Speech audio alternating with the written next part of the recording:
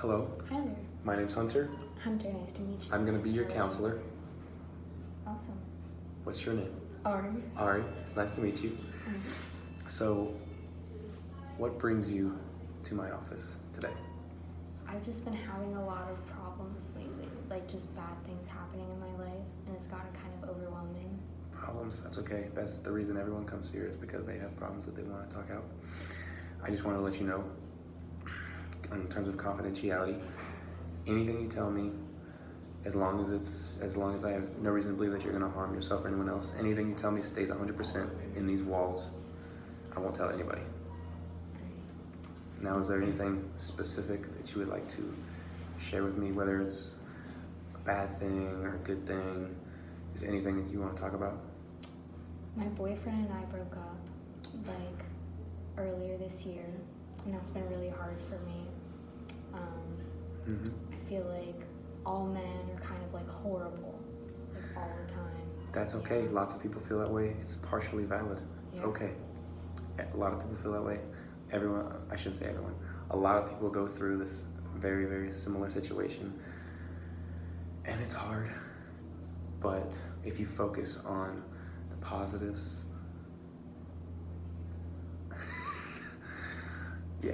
focus on the positives. Yeah, I took his dog. Oh, okay, that's a good positive. That's a very good positive. Is it a good dog? Yeah, she's a great dog. Yeah. It's good. It's great that you have a good canine companion that will never leave your side. Yeah. Do you play Frisbee with your dog? Oh, constantly, all the time. Yeah. Good. She poops all over my floor. I'm never bored.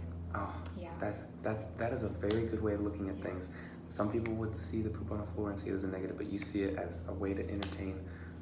That's very impressive. Right. Yeah. So does confidentiality go like if I'm thinking about like hurting somebody, or is it just like if I have a plan to hurt somebody? You can talk to me about anything. The only thing I would have to report is if you have like a detailed plan, like you know when you're gonna do it, how you're gonna do it.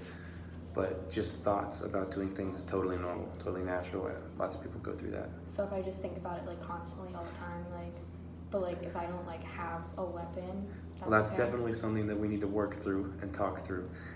But no, I would not have to report you to the police or any authority. Okay, cool. So we talked about negative, but tell me a good thing that's happened, other than the dog, of course. Tell me a good thing that's happened in your life lately. I got a good grade on my exam. Really? In what class? Statistics. Statistics. That is a great class to get a good grade in, because a lot of people struggle with math, and it makes a lot of people anxious. Yeah, it makes me super anxious. I threw up like 5 times before. Oh. Yeah. Okay. It's perfectly normal. Anxiety is totally normal, especially in math classes. Did you study for this exam? Yep. And I studied for a straight week before. Really? And how did that feel to have that payoff of the week of studying and then to get that grade and C? It was great. I bet it was. Yeah. Working towards something, toward a goal, and then seeing that you earned it creates a feeling of satisfaction, unlike as if it was just handed to you. Right, yeah. Yeah, that's how I felt. Yeah, I just studied for like a week straight. I didn't sleep at all. I did a little bit of cocaine. Oh. To keep me up. It's perfectly normal. Yeah. Another thing that we can talk about. Speaking of substance abuse, is this cocaine use regular, or is it just a studying tool? It's just like I have it with just like breakfast or lunch or dinner. Just a habit. Okay, so just every morning with the pancakes. Some people use powdered sugar. Some people sprinkle cocaine on the pancakes. Perfectly normal. That's something that I would like to address in one of our later meetings. Okay, that's fine. Yeah. But for now, just know that your confidentiality is fine. I will tell nobody about your cocaine problem. Thank you. Yeah, I appreciate it. I don't think it's like a problem. Per se. We can talk about that Okay. in a later session. Is there anything else that you would like to bring up in this first session that we have? I'm just getting to know you a little better, you know. Right. Anything? Yeah. My ex-boyfriend, he bothers me all the time now. Like I just want to kind of be done with it, but he just keeps bothering me, and I'm trying to be polite, but he just won't stop talking to me, and he just wants to be friends, but it's just he won't stop trying to push like anything at me. It's rough when you cut off something where you were together for so long, and now all of a sudden a piece of you is removed, and I'm sure that he probably just feels that way, and then he's trying to recollect what he thinks he lost.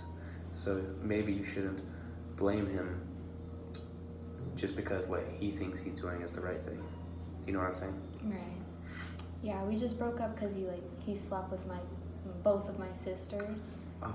So, yeah, it wasn't a great time for me. Yeah. That is rough.